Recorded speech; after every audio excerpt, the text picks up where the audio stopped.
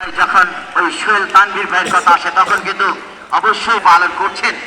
অসাধারণ একজন খেলোয়াড় ছিলেন, দুর্দান্ত একজন পুলিশ এফসিতে খেলেছেন এবং ওখানে রয়েছে কবির ভাই রয়েছেন, রয়েছে কিন্তু ওখানে ডিয়ার ভাই রয়েছেন, যাদের কথা রয়েছে তাদের কথা কিন্তু বলতে হয়। জলিল ভাই অ্যাপ্লাই করছে না, তাদের অস্ত্রগুলো তাদের হাতে জমা রেখেছেন।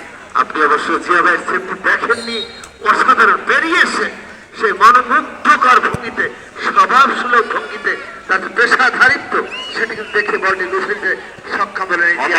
হবেই না বা কেন, জিয়া ভাই কিন্তু দীর্ঘদিন ওই জাতীয় দলের তিন কাঠির মাঝখানকে তিনি অক্ষত রেখেছেন।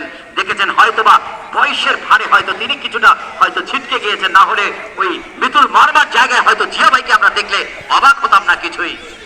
অবশ্যই এ ধরনের জয়ের নায়ক তো অনেক জয়ের নায়ক কিন্তু আমাদের জিয়া। সত্যি ডান প্রান্ত থেকে ছুটছেন সাইফুল্লাহ, সাইফুল্লাহ ছুটছে ঘোড়া, লাগাম ছাড়া বল নিয়ে গোল মুখে,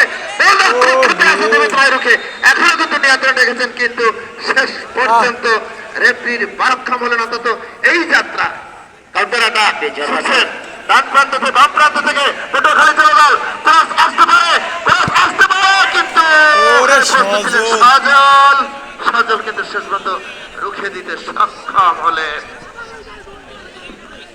এই মুহূর্তে আমরা দেখতে পাচ্ছি উভয় দল কিন্তু আক্রমণ এবং পাল্টা আক্রমণে। দেখা যাক, আমরা দেখতে পাচ্ছি গোলরক্ষক বেরিয়েছে, বিপদ থেকে মুক্ত করলেন, অবশ্য কিছুটা তৈরি করলেন আক্রমণে বাগড়া জেলা ফুটবল দল। তবে এই মুহূর্তে কিন্তু কিছুটা তৈরি করে তুলে করলেন, সাইফুল্লাহর উদ্দেশ্যে বাড়িয়েছিলেন। অর্থাৎ আক্রমণগুলো আমরা যেটি দেখছিলাম সাধারণ খেলছেন উভয় দল। দেখা যাক এই গোল পরিশোধ করার জন্য কিন্তু আমরা দেখতে পাচ্ছি পটুয়াখালী জেলা ফুটবল দল ওই সবুজ ভাইয়ের নেতৃত্বে, সবুজের নেতৃত্বে তারা কিন্তু মরিয়া হয়ে আছে গোল পরিশোধ করার জন্য। দেখা যাক তারা কি সেই গোল পরিশোধ করে বা ব্যবধান বাড়াতে সক্ষম হয় কিনা। আক্রমণে জায়গায় বিপজ্জনক জায়গা তৈরি হয়েছিল, ওখানে কিন্তু রয়েছে লিটু। নিঃসন্দেহে চমৎকার খেলছেন এই লিটু, এই খ্যাপ মাস্টার খ্যাত লিটু অসাধারণ খেলছেন, যিনি পুরো মাঠ চষে খেলেন কিন্তু এই লিটু। ছোট্ট ছোট্ট পাস দিয়ে প্রতিপক্ষের সীমায় ঢোকার চেষ্টা, ওখানে রয়েছেন রিয়াজ, অবশ্য বাধা দিয়েছেন। পটুয়াখালী গোল পরিশোধের জন্য কিন্তু মরিয়া, খেলায় ফিরে আসার জন্য একেবারে সর্বশেষ প্রচেষ্টা চালিয়ে যাচ্ছেন। শেষ পর্যন্ত কিন্তু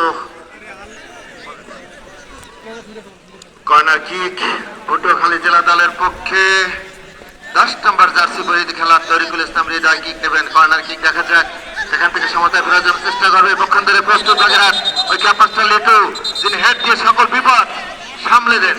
দেখা যাক